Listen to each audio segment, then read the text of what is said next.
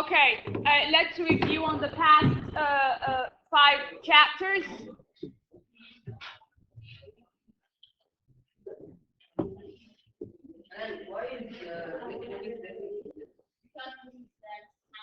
Yeah, that's the teacher's book that I'm using.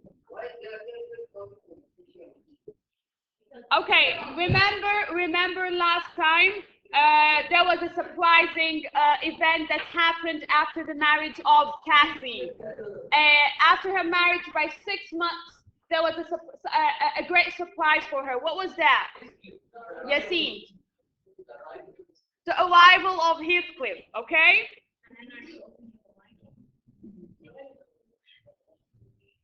Okay, and how did Nellie receive that surprising? How did Nellie receive that surprising? Was she happy to see him? Nina, Emil, why isn't she happy to see him? Emil, I said Emil. Yes, Emil.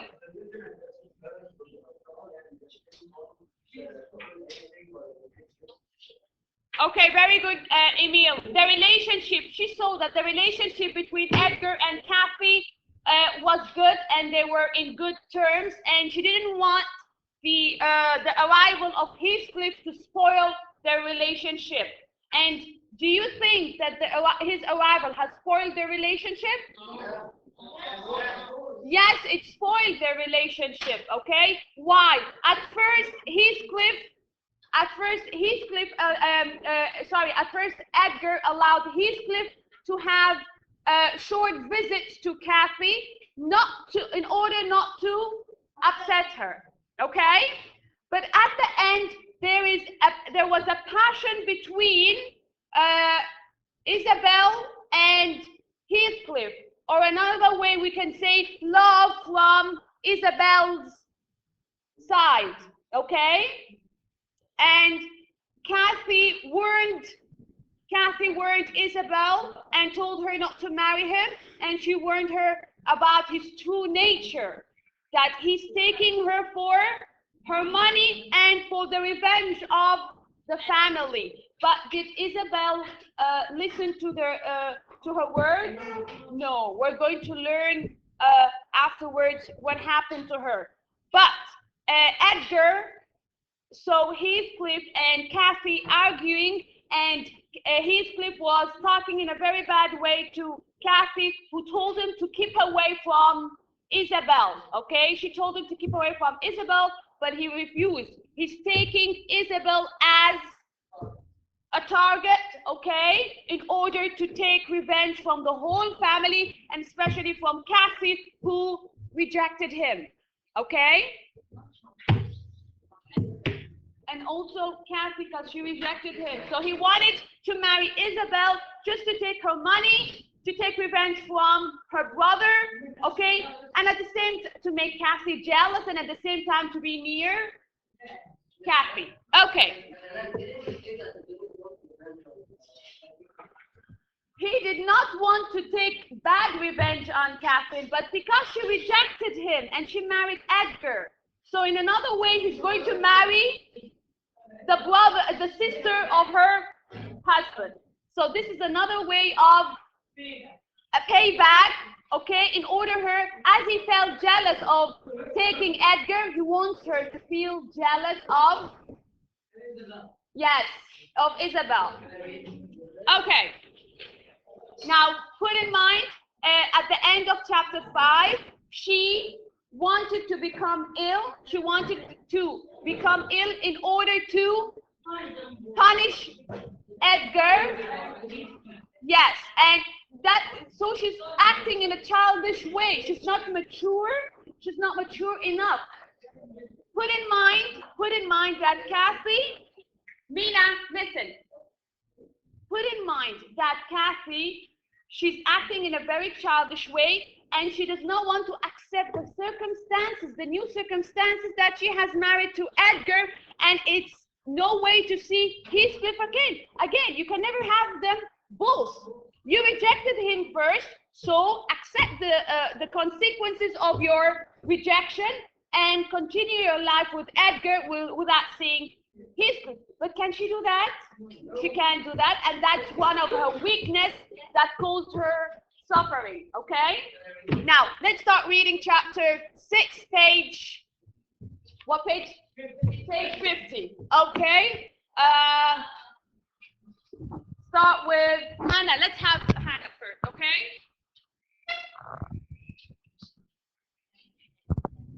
Start reading. For the next few days, Mr. Linton remained in his study, Catherine remained in her room, and Isabel wandered around the garden, always silent and usually in tears. Mr. Linton had warned Isabella that to see Heathcliff and cut all ties between them. After 3 days, Catherine unlocked her door and asked for food and water.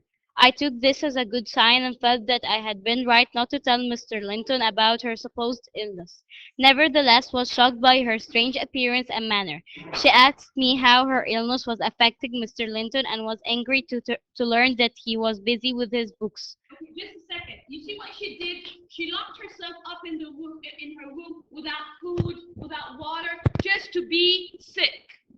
Okay, just to be sick, in order for Edgar to take notice. But the problem is Nellie did not. Yeah, Nellie did not tell Edgar. Okay, she did not tell him. That's why Cassie is going to become so furious that he had no care for her. Okay, continue. He's reading his books while I'm in here dying. Does he care so little for my life? He has no idea that you're ill, Catherine. What? She flew into a troubled rage, but suddenly became quiet and childlike. I managed to get her to sit on the bed, but her speech was strange and her ideas made no sense. She looked in the mirror and a horrified expression came to her face. Don't you see that awful face, Nellie? The room is haunted. I'm afraid of being alone. It's only your reflection, Catherine. I immediately covered the mirror with a scarf. Catherine's thoughts wandered off in another direction. Although outside it was completely dark, she insisted that she could see a candle burning in her room at Wuthering Heights. Oh, if only I were at Wuthering Heights now, just listening Okay, just listening to the wind trees outside my window. Nellie, let me feel the wind against my skin. against my skin. Thank you. Okay, now here we can feel that she is suffering. She is suffering the lost love, okay? She's in love with Heathcliff. Now, Heathcliff is not allowed to come again, and she feels that she's not going to see him. Now, she's having this passion for Heathcliff and nostalgia. Now, she has the nostalgia. Nostalgia means that she has a feeling, a strong feeling of things that used to happen with her in the past while she was playing with Heathcliff on the moor. Okay, she's longing for those days. That's why she's saying, I wish I could go back and live in Wuthering Heights. And when she looks through her window, she always sees a candle in her room. So here there is a feeling of returning back to her childhood, to the moment where she was happy with Heathcliff.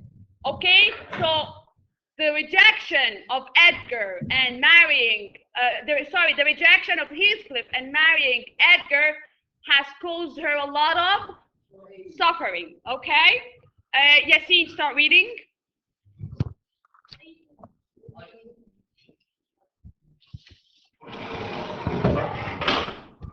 Okay. I didn't want to open the window because it was very cold outside and she seemed so ill. To my amazement, she jumped out of bed and ran to the window. I tried to stop her, but she was determined. Her mind wandered off to journeys that she and Heathcliff used to make as children, like when they had dared each other to go through the graveyard. You see, her mind goes back to the time of her childhood, enjoying her time with Heathcliff. Okay. Heathcliff, I dare you now will go. If you go, then I'll keep you. I won't lie there by myself. They may bury me 12 feet underground, but I won't rest until you are with me. Okay, you see that phrase? Heathcliff, if I dare you now, will you go? If you go, then I will keep you. She does not want Heathcliff to be out of her sight. Even if she dies, she wants him to die with her. Okay? Continue, yes. Just then, Mr. Linton heard our voices and came into the room. He was deeply shocked by Catherine's appearance and behavior. I tried to apologize for not telling him about her illness. Annoyed, he told me that I was drunk to keep her illness a secret.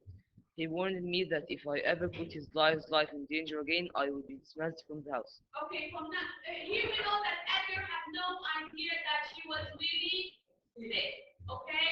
And Nanny did not tell him that she was sick. She thought that for some time and then she would be okay again. Same time and she would be okay. So she did not want to bother him about the sickness of Catherine. Continue. Although the worst of Catherine's fever had passed, she still spent 2 long months recovering. Mr. Linton couldn't have been more loving and attentive to her during this time. Still, she was unhappy and her mind wandered without purpose. We moved her to a downstairs room, hoping that the change would aid her recovery. It was then that we discovered she was pregnant. Okay, put in mind she's responsible of her suffering. She's responsible of being weak. She stopped eating, drinking, so she's responsible of becoming ill. Okay? Talal, continue.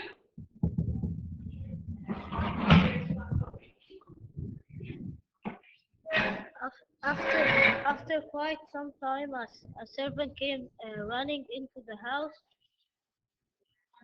Heathcliff and Isabella had been seen leaving the area together on horseback. I was horrified and rushed up to Isabella's room to look for her. The room was empty and her things were gone.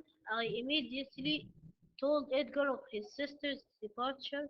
Uh, are we going to try to bring her back, sir?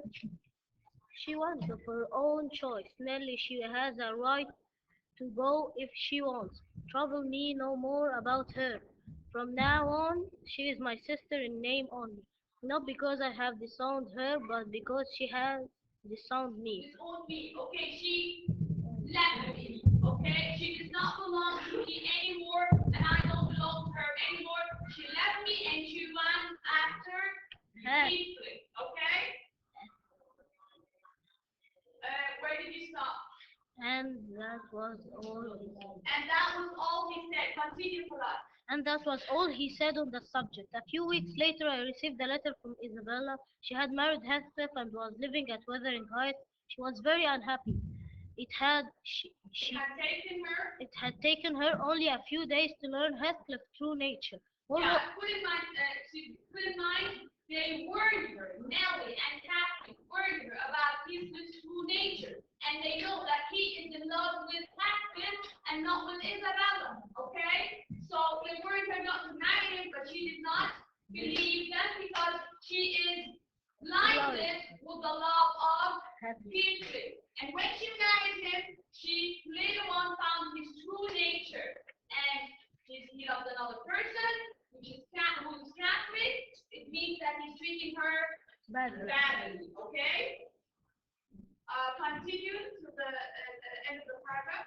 Moreover, she didn't like Wuthering Heights. She had not been there for many years and was shocked by the changes to both the place and its owner. Hindley had grown sickly thin and was dirty and untidy. He had been very angry to learn that she had married Heathcliff and greeted her rudely. So she was treated rudely by Hindley. Now, do you see the changes that happened to Hindley? Okay? Heathcliff, when he was young, he was so dirty and poor. Okay? And Hindley was rich. But by years, what happened? They swapped. Yeah. Their conditions were swapped, exchanged. Hindley became poor. Why Hindley became poor? Because of excessive drinking and gambling. So he became dirty and he became so poor. On the other hand, Heathcliff became so rich and he looks smart. Till now, that no one knows where he was within the 3 years. What did he do? How did he get the money? Nobody knew about that. Okay? And it was not mentioned. Now it's not mentioned in the story. Continue. Nor did she like Harrington. A rough child with wild eyes, Isabel quickly realized that she had made a terrible mistake in marrying her. Now, do you realize that every character in this story makes a mistake? Yes. Upon their decisions, they have really made a mistake. Let's take the mistakes. First one, Catherine. What was her mistake? Marry you. One by one. Mar- She rejected the person she loved and she married another person. Okay. What else?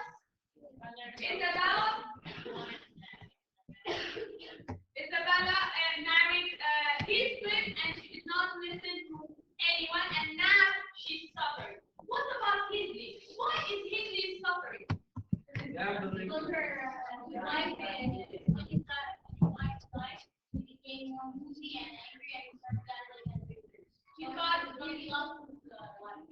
lost his wife. Hindley's passion to his wife couldn't accept her death.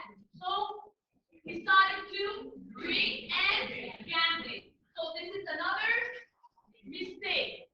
Okay. Discrete mistake.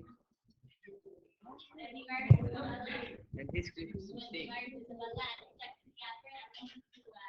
Yeah, okay, Hannah. Yasin is asking you. Heathcliff's mistake. That he married Bella and Kathy, and he started to take revenge from everyone, even if he didn't do anything to him. Very good. He came to take revenge from everyone. Okay?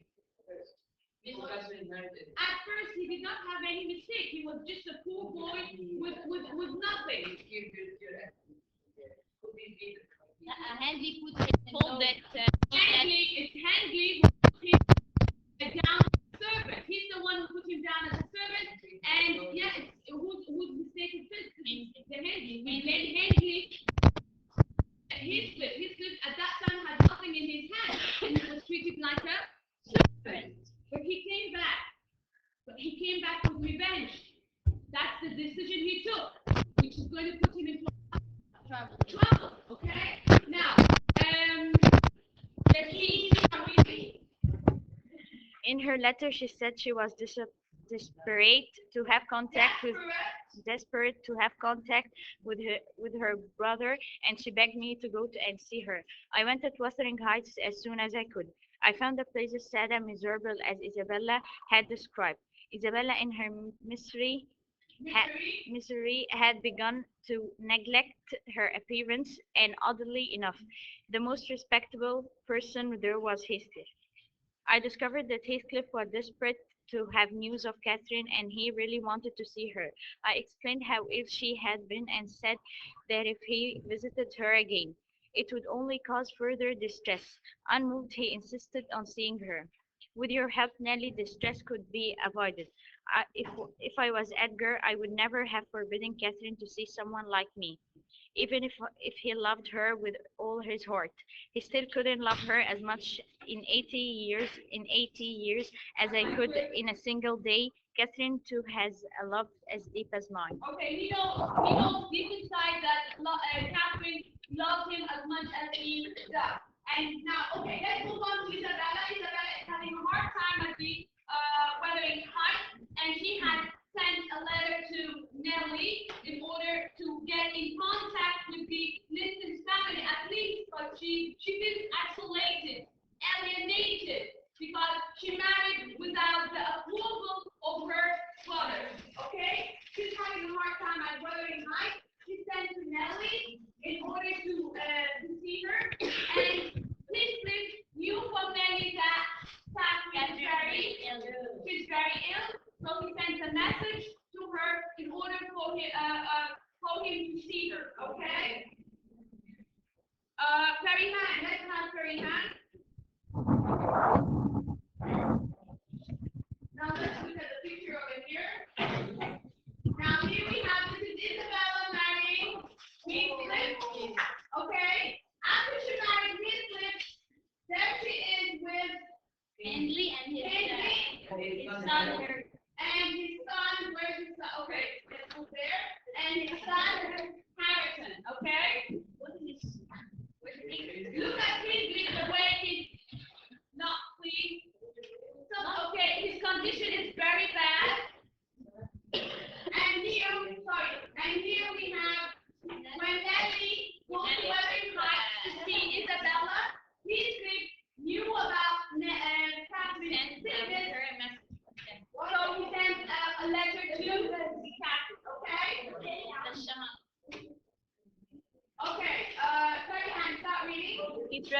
he threatened to imprison me at Wuthering Heights unless I agreed to arrange a meeting between him and Catherine. Yeah, he told her, if you don't arrange that meeting, I'm going to keep you at Wuthering Heights. I will lock you up at Wuthering Heights. You have to set a meeting with Catherine. I have to see her, okay?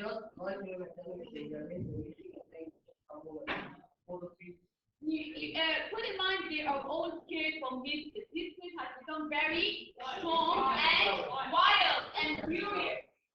He, le- Okay, Ferdinand, let's listen to Ferdinand. he left me no choice.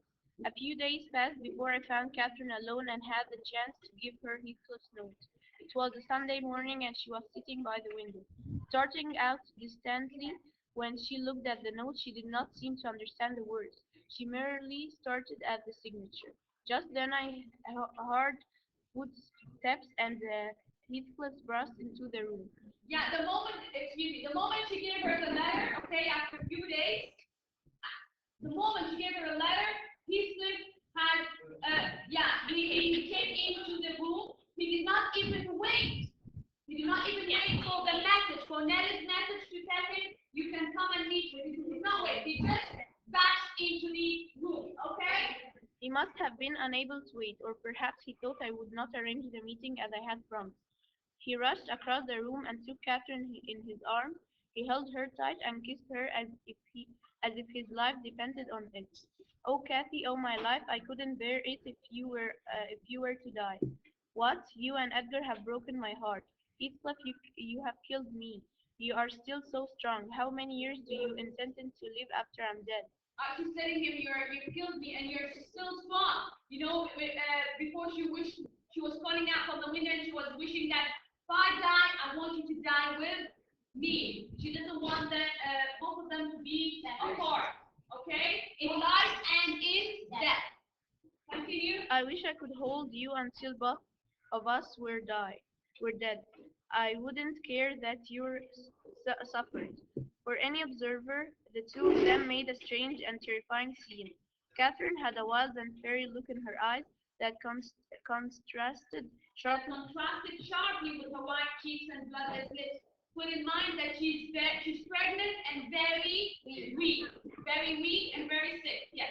She had torn out locks of his hair in the instancy of their embrace. Heathcliff, so incapable of gentleness, had left angry blue marks on her skin where he had gripped her. How can you talk to me like this when you're dying? You know your words will stay in my memory to torture me forever.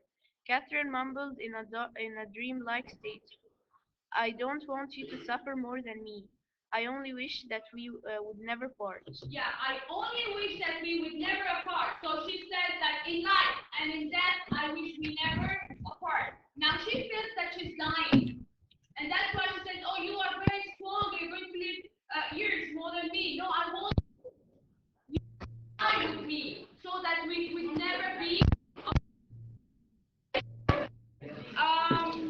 Miss, I want to read. Okay, Mohammed.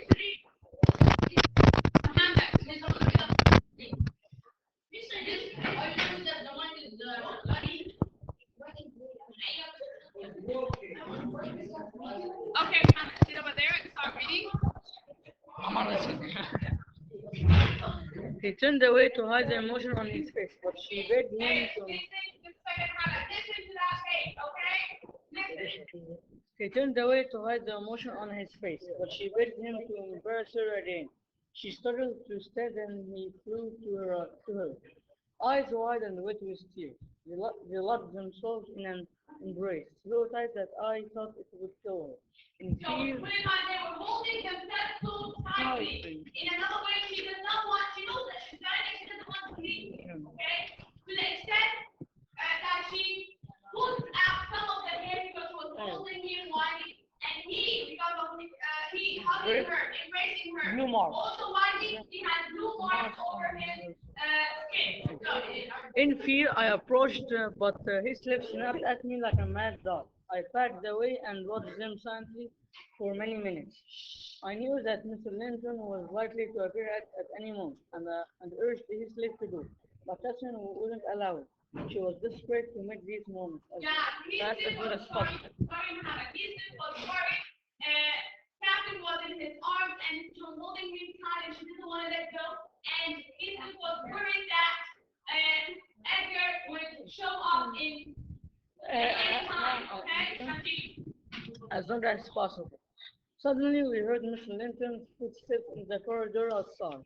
Even as the door burst open, Catherine relaxed in Heathcliff's arms, as though she had fainted. For a moment, for a moment, no one moved or spoke. Then slowly Heathcliff passed the seemingly The lifeless body of Catherine. to her husband. Look here, sir, if you have any feeling, please help her before you do anything else. At about midnight that same evening, Catherine gave birth. She never regained consciousness and died in 2 hours. Heathcliff had been waiting under the window throughout and somehow knew the moment she died. His reaction surprised me. He seemed to be angry with her because she had left him to suffer alone. Catherine's baby. Thank you, Hannah. Okay. Now, Heathcliff did not leave her. Did not go back to his house. He stood there under her window. Okay. Catherine. Hey, Koalas! You have to insult? Stand up.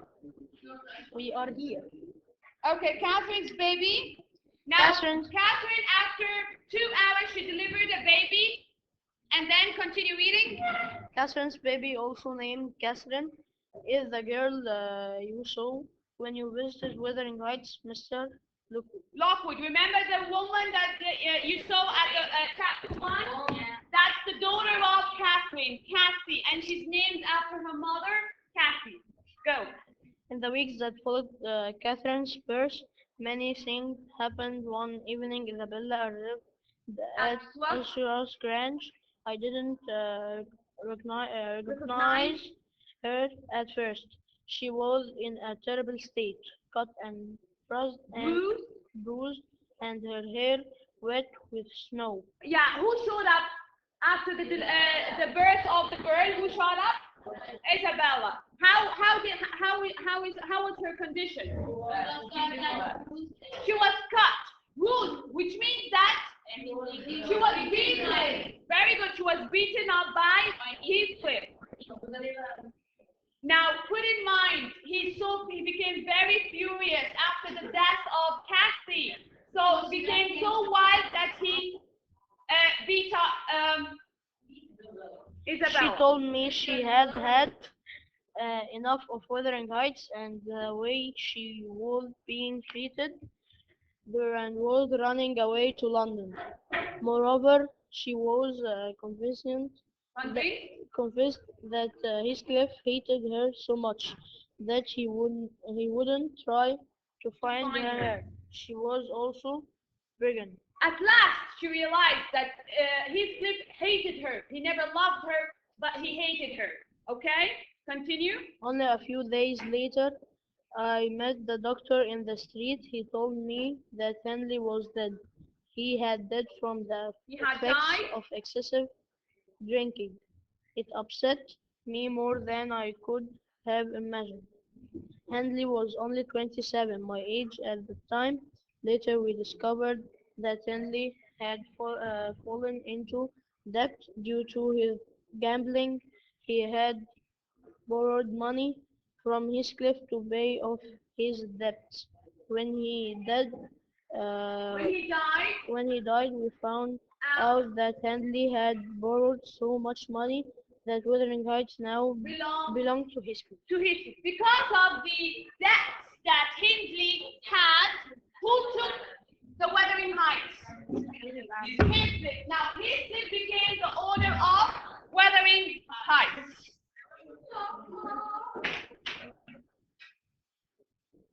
Okay, we're going to watch something about passion, okay? A small video about passion. Now, the important theme in the story is passion. Passion means a very strong feeling of love towards something or towards someone, okay? And that passion has put everything into sufferings, okay?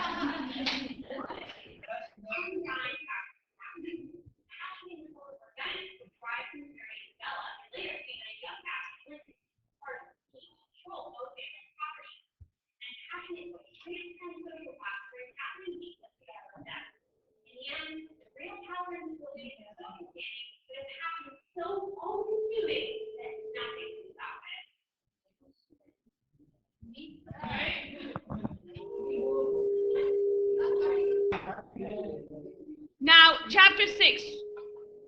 The theme of passion has led characters to a lot of suffering. Explain. Now, the important theme in this novel that Emily Bront has tackled is the theme of passion. Passion means very strong feeling of love, okay? Now, Catherine is suffering both physically and mentally because of the lost love. She locked herself up in her room without food and water to become ill in order to punish Edgar for the way he treated Heathcliff. She's the one who chose Edgar over Heathcliff, but she can't accept to be away from him. She was responsible for her condition, which led to her death, okay? Now we have Hindley. Also, passion has led him into suffering, okay? Hindley had a tragic end, also resulting from his weakness to accept his wife's death. He dies alone and miserable from excessive drinking and after seeing his property vanishing because of his debts, okay? Also, we have Heathcliff, who suffered from the passion that he had for Catherine. Just a second, I have to bring it up. Scroll it down. Okay, Heathcliff himself goes through a lot of suffering. His love for Catherine has tormented him since he was a child, and her death leaves him devastated, okay, for the rest of his life. Her rejection has caused him great frustration, leading him to cause a lot of pain and suffering in order to take revenge. Now, the word devastation means extremely shocked and upset. And tormented, the word tormented means great pain, great suffering, okay? Now, also, Isabella has suffered from the passion that she had for Heathcliff.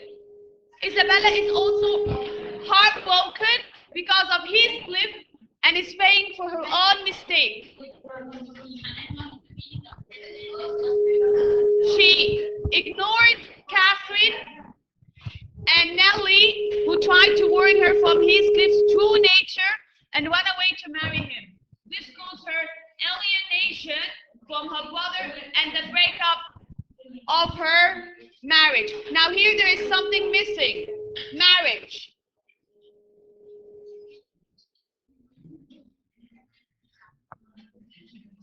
Okay? This caused her alienation from her brother. It means that she was isolated from her brother. Her brother doesn't want her to belong to him anymore because she has run away with Heathcliff and married him without his approval. Okay? Okay, students, Yasmin is asking about Catherine is suffering both physically and mentally. Now, physically means that her body is becoming so weak, becoming sick. And mentally is that her mind, she is suffering. She's constantly thinking about Heathcliff. And remember when she said, the room is haunted. I don't want to stay in the room. So she's having imaginations. That's why she's suffering mentally. Okay? Now I'm going to send you this word. These are